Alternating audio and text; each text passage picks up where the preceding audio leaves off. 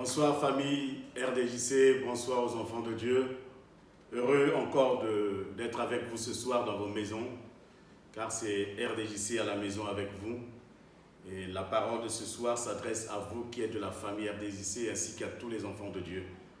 Parce que nous avons une responsabilité, c'est de vous aider, c'est de vous encourager, c'est de vous accompagner dans ce moment combien difficile, parce que Dieu appelle toujours un berger à s'occuper des brebis. Et ce soir, j'aimerais tout simplement, avant de commencer ce moment, la deuxième étape, comme je vous ai promis le mardi, qu'aujourd'hui je parlerai des gestes et des mesures barrières. Mais avant cela, nous allons d'abord, comme d'habitude, prier le Seigneur. En demandant à Dieu de disposer nos cœurs, de disposer nos pensées et surtout d'ouvrir nos yeux pour que nous puissions voir la bonté, les merveilles de l'Éternel sur la terre des hommes avant qu'un jour le Seigneur nous rappelle auprès de lui. Seigneur, nous voulons te prier parce que nous savons une seule chose. Nos vies sont entre tes saintes mains. Ouvre nos yeux ce soir, ouvre nos oreilles afin que nous puissions entendre la voix du Tout-Puissant, la voix du Très-Haut. Seigneur, tu as choisi ce temps et ce moment, tu l'as disposé pour nous, pour que nous soyons à l'écoute de ta voix, comme Marie pouvait le faire régulièrement chaque fois que tu venais à Béthanie. Elle s'asseyait à tes pieds, elle écoutait ta parole. Et la Bible déclare, assieds-toi à ma droite jusqu'à ce que je fasse de tes ennemis ton marchepied. Seigneur, nous sommes là et nous voulons que tu nous revêtes de ton esprit, que tu nous donnes la révélation de ta parole et que tu nous conduises comme le berger conduit le troupeau. En ton nom soit toute la gloire. Au nom de Jésus-Christ, nous avons ainsi prié. Amen. Que le Seigneur vous bénisse là où vous êtes. Vous savez, comme je vous ai dit, je vous ai promis le mardi, aujourd'hui nous allons parler des gestes et des mesures barrières. Mais avant cela, vous savez que j'ai abordé un sujet très important en vous parlant du péché. Parce qu'aujourd'hui, le monde entier parle. On parle d'un virus. Et j'ai constaté, j'ai remarqué quelque chose, que personne n'a envie de mourir. Et même les gens les plus coriaces, tout un chacun, nous sommes confinés chez nous à la maison. Ça montre tout simplement que tous nous voulons vivre. Ça montre tout simplement que même celui qui ne connaît pas Dieu a envie de vivre. Et la vie, c'est Dieu lui-même. Si la mort pouvait venir en face, je pense que la mort ne trouvera personne sur son chemin. Nous sommes, quand on nous a dit et nous avons vu la mort dans la rue, nous sommes rentrés chez nous à la maison. Mais ce que nous avons oublié, il y a un virus très dangereux. Un virus qui pendant des années et qui a marqué l'histoire de l'humanité. Et ce virus est très dangereux pour l'humanité, c'est le péché. Qui touche toutes les nations, qui touche tous les hommes. Des grands, des petits, des pauvres comme des riches. Il ravage des vies, causant la mort et voire même l'avortement, je dirais des biens qui nous sont destinés. Et le péché même a détourné le plan de Dieu pour beaucoup d'hommes. Le péché a fait avorter la vision de Dieu pour beaucoup d'hommes. Le péché a détruit le plan de Dieu pour beaucoup de personnes. Le péché a rendu beaucoup de gens malheureux. Le péché a rendu beaucoup de gens malades. Le péché a brisé des familles. Le péché a détruit des vies. Et nous, pour se remédier à cela, la Bible nous dit « Dieu a tant aimé le monde qu'il a envoyé son Fils unique, afin que quiconque croit en lui ne périsse point, mais qu'il ait la vie éternelle. » Jésus, comme je vous ai dit, il est l'agneau de Dieu qui ôte le péché du monde. Il est venu pour affronter, pour dominer le péché. Notre objectif, c'est de dominer. Dominer le péché doit être notre défi de tous les jours. Tous les jours, quand nous nous levons, nous devons avoir ce défi en nous, dominer le péché. Et c'est pour cela que ce soir, je proposerai quelques pistes où nous allons regarder comment, d'abord, premièrement, comment le péché se transmet. Comme on parle du virus, j'aimerais que nous revenons aux Saintes Écritures, comment le péché se transmet. Dans Matthieu 15, le verset 19, la Bible dit ceci, car c'est du cœur que viennent les mauvaises pensées, les meurtres, les adultères, les impudicités, les vols, les faux témoignages, les calomnies. Dans Matthieu 12, le verset 34, nous sommes encore dans le livre de Matthieu. Race de vipères, c'est ce que Jésus dit. Comment pourriez-vous dire des bonnes choses, méchants comme vous êtes? Car c'est de l'abondance du cœur que la bouche parle. Et nous remarquons que le péché débute toujours dans le cœur. Le péché a son siège dans le cœur. Ça commence toujours dans le cœur. Ça naît dans le cœur. Et ça va toucher les sens. Les 5 sens que nous avons, les organes spécifiques. Donc le péché naît toujours dans le cœur. Et quand on parle des organes, on parle des 5 sens, on peut parler de la vue, c'est-à-dire les yeux. Et nous voyons, on nous a dit, le virus rentre par les yeux. Les yeux, j'en parlerai des yeux. Le toucher, la peau. notre peau et l'odorat, le nez, ce que nous avons appris, le goût, la langue, la bouche, l'ouïe, les oreilles. Et ça, c'est des éléments que le péché peut rentrer par tous ces moyens, par ces canaux. Et nous voulons ce soir nous attarder un peu sur cela. En regardant dans Ésaïe au chapitre 59, le verset 2 à 4, la Bible nous dit « Ce sont vos crimes qui mettent une séparation ». Vous savez, hier, le péché nous a séparés de Dieu. Aujourd'hui, on parle de rester à 1 mètre les uns et les autres. Et petit à petit, ces habitudes commencent à rentrer en nous. Petit à petit, ces choses commencent à prendre place dans nos vies. Quand nous allons à la boulangerie, nous nous tenons à 1 mètre. Quand nous allons faire des courses, nous nous tenons à 1 mètre. Et partout vous passez, vous voyez les gens se tenir à 1 mètre. Et à force, la publicité, à la radio, à la télé, tout le monde en parle, il faut se tenir à 1 mètre. Et cela commence à rentrer dans nos habitudes. Et n'oubliez pas, quand vous pratiquez quelque chose pendant 21 jours, cela devient une habitude. Et nous sommes rentrés maintenant dans ces habitudes.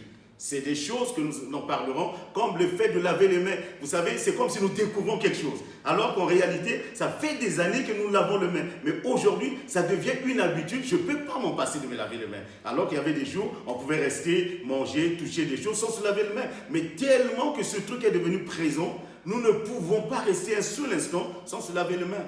Et si cela, on pouvait le transposer dans nos vies spirituelles, que je ne peux pas rester une journée sans me laver. Par le sang de l'agneau, sans demander à Dieu de me laver de mes péchés. Bien-aimés, nous aurons des vies extraordinaires. Et nous ne serons pas des gens qui peut-être mourront du péché, mais qui ne seront pas capables, qui ne pourront pas non plus transmettre aux autres ce virus. Et la Bible dit que c'est une séparation. Ce sont nos crimes qui mettent une séparation. Aujourd'hui, le péché nous a séparés de Dieu. Quand le péché nous sépare de Dieu, nous nous rapprochons du diable. Quand le péché nous éloigne de Dieu, nous nous rapprochons de l'ennemi. Quand le péché nous sépare de Dieu, nous nous rapprochons du mensonge. Quand le péché nous sépare de Dieu, nous nous rapprochons de l'adultère. Quand le péché nous sépare de Dieu, nous nous rapprochons de la fornication. Quand le péché nous sépare de Dieu, c'est-à-dire là où il n'y a pas Dieu, il y a le péché. Là où il n'y a pas Dieu, il y a le mal. Là où il n'y a pas Dieu, il y a le diable. Vous savez, souvent on dit, l'absence de Dieu, c'est la présence du diable. Et l'absence du diable, c'est la présence de Dieu. Et j'aimerais tout simplement que nous puissions, et que le diable soit absent de là où nous sommes, pour que Dieu règne en puissance et que Dieu règne en maître dans nos vies. Il dit, ce sont nos péchés qui nous cachent sa face. Quand je parlais de les faces, c'est la vue. La face de Dieu, c'est la vue. Le péché rend aveugle. Le péché nous cache la face de Dieu. On ne peut pas voir. Et quand on parle de la face de Dieu, c'est-à-dire qu'il n'y a pas de vision. Quelqu'un qui vit dans le péché perd sa vision. Quelqu'un qui vit dans le péché ne peut pas voir loin. Vous savez, le péché a amené des gens à voir que le bout de leur nez, excusez-moi ce terme. Le péché a amené des gens à voir que leur nombril. Le péché a amené les hommes à avoir une vision courte, une vision étriquée de leur vie. À cause du péché, les gens ne voient pas loin, ils ne voient pas leur progéniture, ils ne voient pas le lendemain. Et le péché empêche les gens, alors que quand Dieu appelle un homme, Dieu lui dit, je te bénirai, je bénirai ta famille après toi. Je bénirai ta descendance. Mais le péché fait que les gens veulent vivre pour eux, ils oublient les autres. Ils oublient parce que je veux pour moi, même au détriment des autres, si je dois écraser les gens pour que je vive mieux, je le ferai. Mais ce que nous oublions, en écrasant les autres, mais nous laissons derrière nous une famille. Et si nous les écrasons, les autres peuvent écraser notre famille. C'est pour ça que nous devons prendre conscience de regarder les choses. Quand nous laissons un bon témoignage derrière nous, bien aimé, le jour où Dieu nous appellera, parce que le but, ce n'est pas de ne pas mourir. Ça, c'est quelque chose que nous savons tous. Nous naissons et un jour, nous allons partir. Parce que nous ne sommes pas venus pour rester éternellement sur la terre des hommes. Mais nous avons un temps tellement court et que pendant ce temps, nous devons rentabiliser ce temps, être aimables les uns envers les autres. Avoir la vision de Dieu pour notre vie. Avoir une vision lointaine. C'est pour ça que Dieu dit à Abraham, Abraham avait une vision étriquée de sa propre vie, de sa personne. Et quand il regardait, il était là, les yeux regardant, il a, comme on dit souvent, il a la tête dans le guidon. Il ne lève pas la tête pour regarder en haut. Tellement qu'il est rentré dans des conflits, dans des querelles, il n'avait aucune vision. Il a perdu même la vision du Canaan. Après sa séparation avec l'autre, Dieu va lui dire, sors dehors d'abord, parce que tu es dans la case, tu vois la terre, lève les yeux. Quand Abraham lève les yeux, il voit les étoiles dans le ciel. Dieu dit, voilà, qu'est-ce que tu vois, Abraham? Abraham dit, je vois les étoiles. Il dit, ta descendance sera comme les étoiles dans le ciel. Et bien aimé, je prie pour que ta descendance soit comme les étoiles dans le ciel. Que ta vision ne soit pas une vision terrestre. Que ta vision ne soit pas sur les choses de ce monde. Vous avez remarqué tous que tout est vanité de vanité. Mais que nos yeux se lèvent pour voir loin, pour voir plus loin ce que Dieu veut faire avec nous. Celui qui voit loin ne cherche pas de problème. Celui qui voit loin, il a la vision de Dieu en lui. Un jour, Dieu amène Jérémie. Jérémie, c'était l'homme qui a été choisi depuis le sein maternel. Dieu l'amène dans le désert et Dieu lui pose la question, que vois-tu, Jérémie? Il était dans le désert. Mais la Bible dit, dans le désert, vous ne voyez rien. Il n'y a pratiquement rien.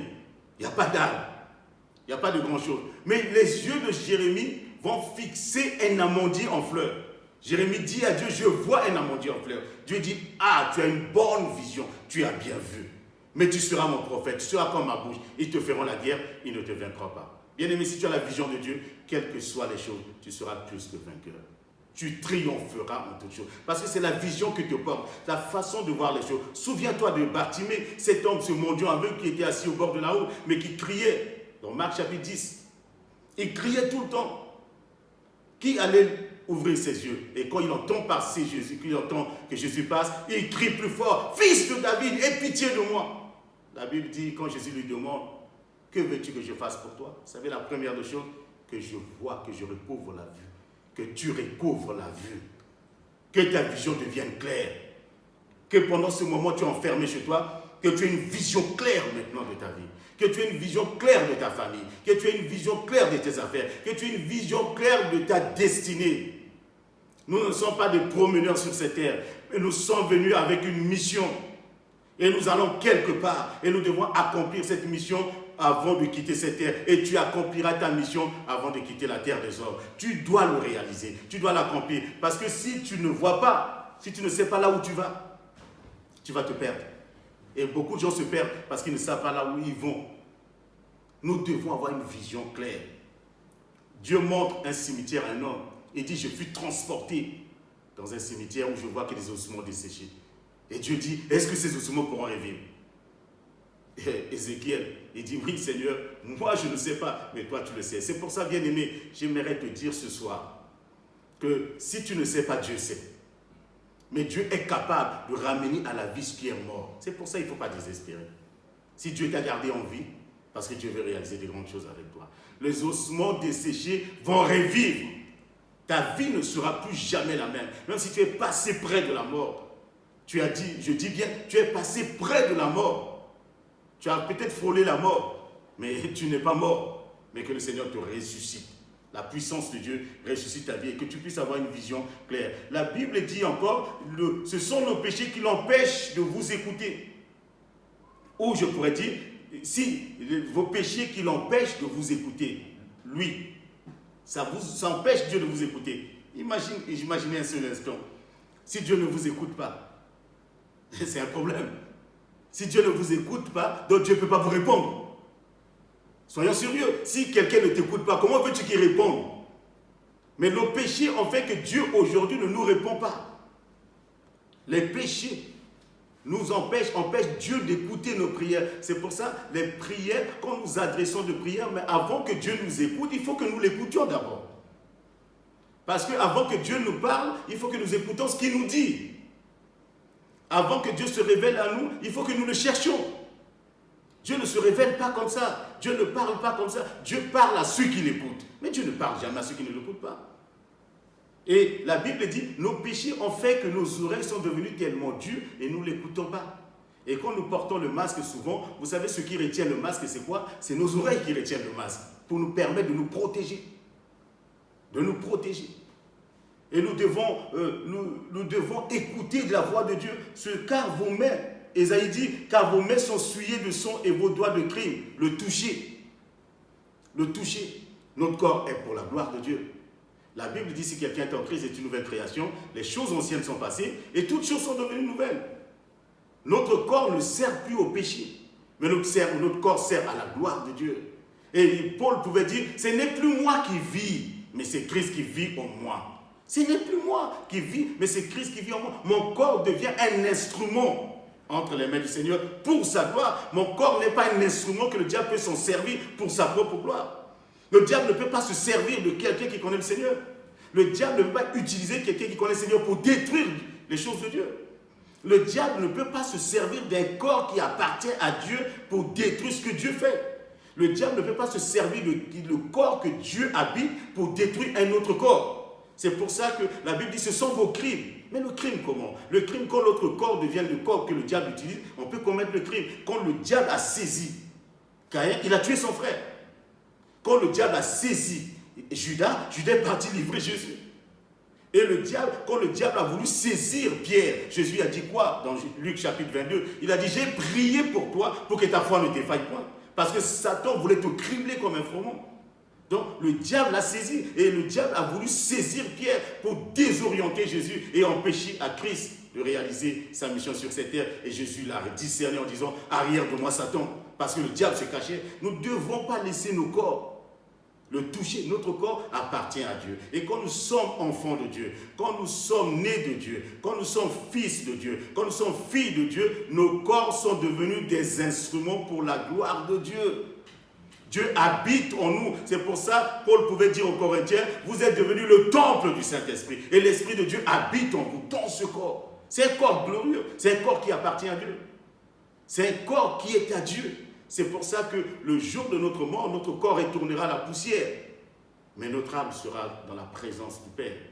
Notre âme sera, et nous ressusciterons un jour avec un corps glorieux. Vous imaginez, un corps glorieux qui passe au travers des murs.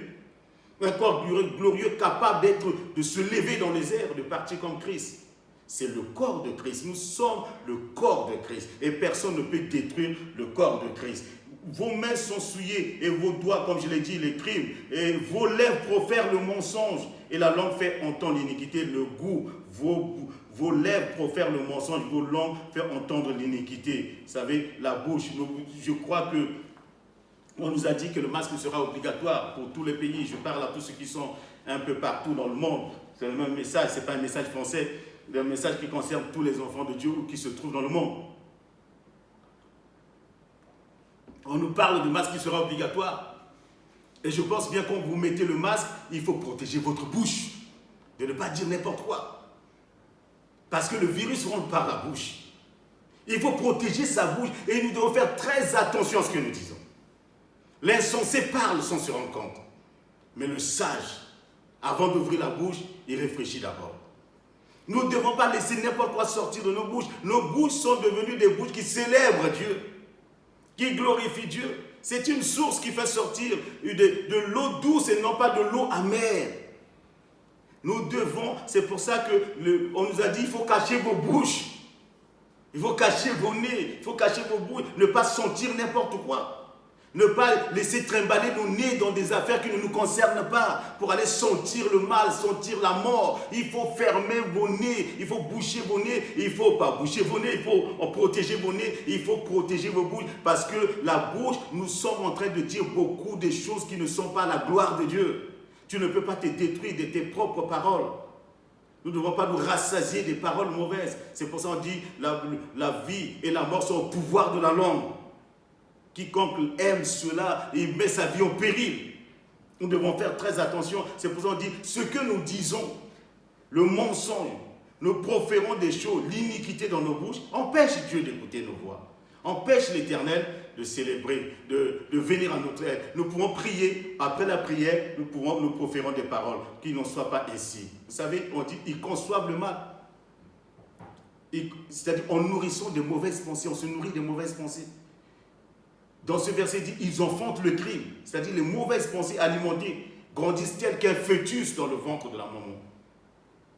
Les mauvaises pensées, j'ai dit, tout commence dans les pensées. Ça commence dans le cœur, ça vient au niveau de pensée. C'est comme un fœtus dans le ventre de sa mère. Puis prennent naissance par le passage à l'acte. Vous savez, souvent les pensées, je m'explique, j'aimerais que tu puisses comprendre cela. Quand il y a une mauvaise pensée, c'est comme un fœtus. Le fœtus va grandir. Si nous le nourrissons, le fœtus grandit.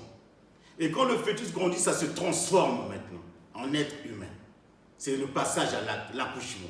C'est pour ça que quand une mauvaise pensée vient, si tu le nourris, tu vas l'accoucher. Mais si une mauvaise pensée vient, que tu l'arrêtes, il ne pourra jamais sortir. Et je prie pour que chacun d'entre nous, quand il y a une mauvaise pensée, que cette pensée soit avortée, avant que cette pensée se transforme en acte pour détruire nos propres vies, et vous détruire la vie des autres. Souvent, beaucoup de gens pensent que j'ai détruit un tel. Non, tu ne peux pas détruire les gens, tu te détruis toi-même. Parce que c'est un boomerang. Ça va, ça revient. Ils en font. J'aimerais m'attarder sur ces choses, bien aimés, revenir un peu sur Matthieu 13, le verset 15, là on dit, car le cœur du peuple est devenu insensible. Ils ont endurci leurs oreilles. Il y a 2 points que je vais revenir. Sur les yeux et sur l'ouïe, les oreilles et la vision. Ils ont endurci leur cœur. Ils ont endurci. Ils ont fermé leurs yeux, de peur qu'ils n'entendent de leurs oreilles, qu'ils ne comprennent de leur cœur et qu'ils ne se convertissent et que je les guérisse. Vous voyez, c'est moins important. Ils ont fermé. La vue, je l'ai dit, le péché aveugle. C'est pourquoi Jésus est venu faire tomber les écailles de nos yeux. 1 Jean chapitre 2, le verset, on dit, mais celui qui est son frère est dans les ténèbres. C'est-à-dire, tu ne vois pas. Il marche dans les ténèbres. Et il ne sait où il va parce que les ténèbres ont aveuglé ses yeux. Vous imaginez un peu? Celui qui est son frère est dans les ténèbres. Dans les ténèbres. Ce péché qui a mené la haine. Je vous ai dit à l'introduction, le péché a détruit beaucoup de vies. Et personne n'en parle. Aucun gouvernement n'a de vaccin contre le péché. Aucun homme d'État n'a de vaccin contre le péché. Et les gens ne se retrouvent pas dans le labo pour essayer de voir comment on va faire pour arrêter le péché. Les gens ne se retrouvent pas. Le péché tue en douce et beaucoup de gens se dirigent sur le chemin de l'enfer à cause du péché, de la séparation avec Dieu. Et c'est pour ça que nous prêchons l'évangile. Nous prêchons l'évangile pour mettre une barrière. C'est pour ça que nous prenons des mesures barrières pour empêcher le maximum de personnes d'aller en enfer. Et toi qui m'écoutes, tu dois être une barrière, c'est-à-dire que si je suis contaminé, je contamine les autres. Si je suis en bonne santé, les gens ne risquent rien. C'est pour ça que nous essayons de nous protéger. Et si tu te protèges, si tu n'as pas le virus, tu ne peux pas le communiquer aux autres. C'est pour ça que le péché se transmet de génération en génération. Il y a des péchés qui se transmettent de famille en famille. Il y a des péchés qui se transmettent. On a vu le péché du mensonge dans la vie d'Abraham, dans la vie d'Isaac, dans la vie de Jacob, ainsi de suite. C'est des péchés qui se transmettent. On a vu le péché d'adultère dans la vie de David, dans la vie de ses enfants, dans la vie d'Absalom, dans la vie de tous ses enfants, jusqu'à aller à Salomon, l'homme le plus sage de la terre. Mais pourquoi? Parce que c'était un péché qui se transmettait. Et que ce soir, nous sommes là pour chercher à arrêter le péché dans la vie des hommes. Et quand le péché s'arrête à ton niveau, le péché ne se propagera jamais dans ta famille. Et je prie pour que le péché ne se propage pas. Oui, tu me diras, oui, nous sommes tous nés dans le péché. Mais quand nous arrêtons à notre niveau, ceux qui sont avec nous ne seront jamais en contact avec ce mal que nous avons en nous. Celui qui vole, je prends un exemple. Si quelqu'un vole, quand il est avec les autres, il transmet ça à tout le monde. Mais celui qui ne vole pas ne peut pas transmettre le péché du vol aux gens. Je m'excuse auprès de vous, mais j'aimerais, tous ces mots que vous regardez, je reviens à la vue. Dans Genèse 3, le verset 6 nous dit, la femme vit que l'arbre était bon à manger et agréable à la vue. La femme vit. Elle voit quelque chose. Elle est attirée. Il y a un homme qui est mort comme ça. Je n'aurai pas le temps de m'étaler. Cet homme, malgré l'interdiction que Dieu avait donnée à Josué, en disant, vous n'allez pas combattre pour prendre la ville de Jéricho. Jéricho, je m'en occupe. Mais vous faites le tour de la ville. Mais il y a des conditions. Il y a des gestes barrières, il y a des mesures de sécurité. Vous ne touchez rien. Parce que cette ville est interdite. Tout ce qui est dans cette ville est pollué. Tout ce qui est dans cette ville n'est pas bien. Tout ce qui est dans cette ville peut contaminer les gens. Tout ce qui est dans cette ville, c'est des interdits. C'est des choses qui peuvent vous détruire. Que ce soit l'argent, que ce soit l'homme. Tout ce qui est dans la ville de Jéricho, n'y touchez pas. Et la recommandation a été donnée. Tout le monde savait. Mais parmi ces hommes, il y avait un vaillant héros, un vaillant combattant du nord de Akan. Akan aussi était au milieu de ces hommes. Akan marchait avec ces gens. Il a combattu, ils ont fait. C'est quelqu'un qui a beaucoup apporté à la nation d'Israël. Parce que si on cite son nom dans la Bible, parce que ce n'était pas n'importe qui. Et Akan a participé à cela. Mais la Bible nous dit, il vit la convoitise. Quand il voit un manteau, un peu d'argent, ses yeux commencent à briller. Il va prendre cela et il le cache. Il dissimule. Vous savez, le péché, c'est quoi? Le péché, c'est dissimuler. C'est cacher, c'est convoiter. C'est passer à côté de ce qui a été dit. C'est passer à côté de la recommandation donnée par Dieu. C'est passer à côté du plan de Dieu. À quand on va le cacher? La suite, vous le savez. Si vous pouvez connaître cette histoire dans le livre de Josué au chapitre 7, vous allez voir que Achan et toute sa famille, ils ont été éliminés. Dommage. Comme on peut dire, hélas, quel dommage qu'il meure avec toute sa famille, qu'il disparaisse avec toute sa famille à cause du péché. À cause de ce péché, Achan est parti et parce qu'il a vu. Il a vu quelque chose et il est parti prendre. Nous, que Dieu lave nos yeux, que nous mettons de collyre dans nos yeux. Il dit, tu ne sais pas que tu es aveugle nu, que Dieu lave nos yeux pendant ce temps. J'aimerais terminer par l'histoire de David. Dans 2 Samuel 1, le verset 2, un soir, David se leva de sa couche et comme il se promenait sur le toit de la maison royale, il aperçut là une femme qui se baignait et qui était très belle de figure. Comment cette femme pouvait ne pas se confiner? Et comment David, qui était resté aussi en confinement, sort sur la toiture alors que tout le monde était à la guerre, il est resté et il va regarder à cette femme. Attention à ce que nous regardons. Attention à nos regards. Attention à notre façon de voir les choses. Attention à la façon dont nous voyons nos familles, nous voyons les autres, nous voyons la famille de Dieu, nous voyons les hommes établis par Dieu, nous voyons nos parents, nous voyons nos responsables, nous voyons tous. Attention à cela. Que Dieu purifie nos yeux et que Dieu nous accorde sa grâce. Bien-aimé, laisse-moi maintenant prier pour tes yeux. Je crois que je reviendrai, on reviendra. On est là dans une série d'enseignements et de messages pour ton édification, pour te permettre de pouvoir aller de l'avant. Laisse-moi prier maintenant pour toi. Mets tes mains sur tes yeux, que Dieu ouvre tes yeux. Il a dit dans le livre d'Apocalypse, tu dois acheter un collier pour oindre tes yeux.